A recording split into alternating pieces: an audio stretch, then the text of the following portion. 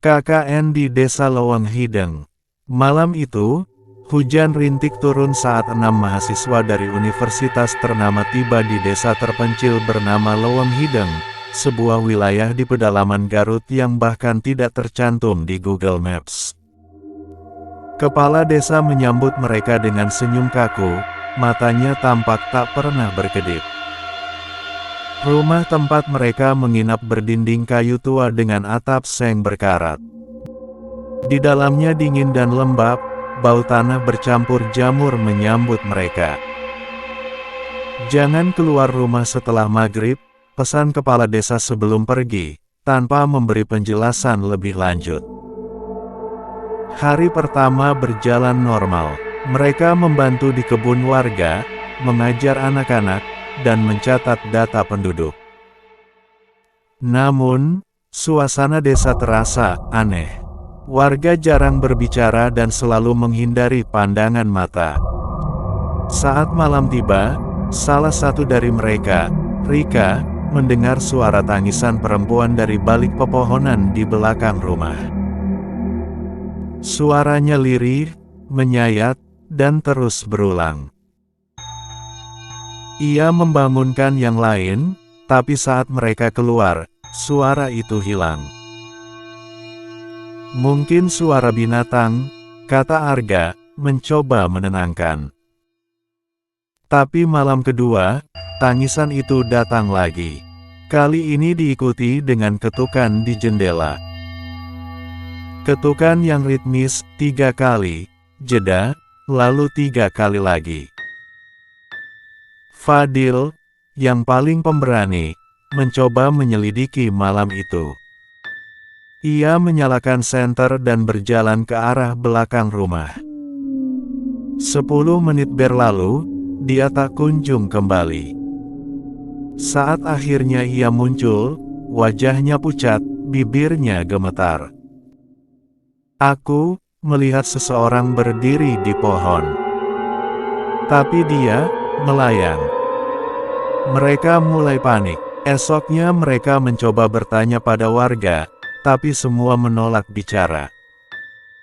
Salah satu nenek akhirnya berbisik, "Kalian harus pergi sebelum malam Jumat. Hantu itu tak suka orang asing." Tertarik untuk mencari tahu, mereka menggali sejarah desa. Di perpustakaan kecil yang berdebu, mereka menemukan arsip koran lama.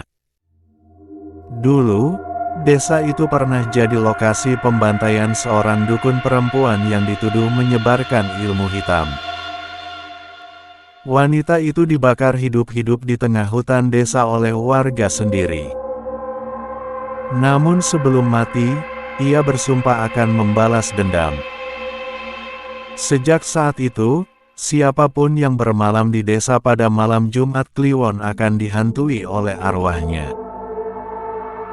Mereka tak percaya penuh, sampai malam Kamis, saat listrik rumah padam tiba-tiba. Di kegelapan, sosok perempuan berambut panjang muncul di lorong.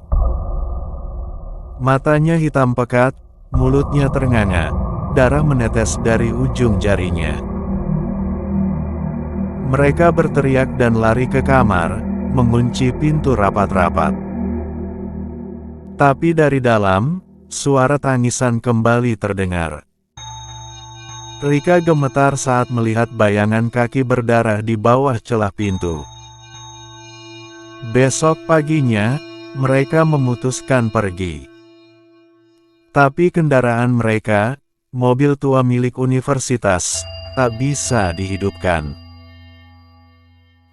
Aneh, padahal baru kemarin mobil itu baik-baik saja. Mereka mencari kepala desa, tapi rumahnya kosong.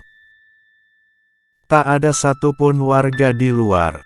Desa seperti mati, sunyi, seolah mereka satu-satunya orang yang masih hidup di sana. Menjelang maghrib, suasana desa berubah drastis. Kabut turun menutupi pandangan. Dari kejauhan, mereka melihat bayangan puluhan orang tanpa wajah berdiri mematung, menghadap ke rumah mereka. Dalam kepanikan, Fadil mencoba melarikan diri lewat hutan. Namun ia tak pernah kembali. Yang lain menemukannya keesokan pagi tergantung di pohon, tubuhnya membiru, matanya terbuka lebar menatap kosong. Mereka mulai kehilangan harapan. Rika, yang semakin tak waras, mulai berbicara sendiri.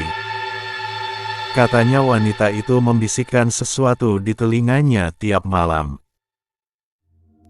Ia mulai menulis simbol-simbol aneh di dinding.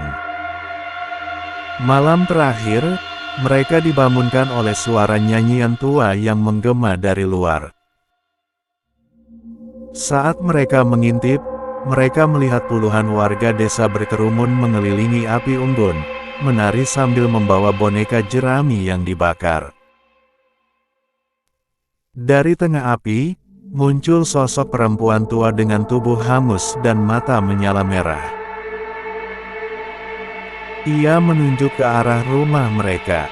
"Waktumu habis," suaranya seperti racikan jeritan dan tawa sekaligus. Satu persatu dari mereka menghilang malam itu. Hanya satu yang selamat, Dimas. Ia ditemukan keesokan harinya oleh tim evakuasi. Berjalan sendirian di pinggir jalan, pakaiannya sobek, matanya kosong, dan tubuhnya penuh luka cakaran. Kini Dimas dirawat di rumah sakit jiwa. Setiap malam ia menjerit, menyebut nama teman-temannya, dan berteriak bahwa perempuan itu belum selesai. Di balik matanya yang kosong, hanya satu hal yang pasti, Lowong Hideng masih menunggu tamu berikutnya.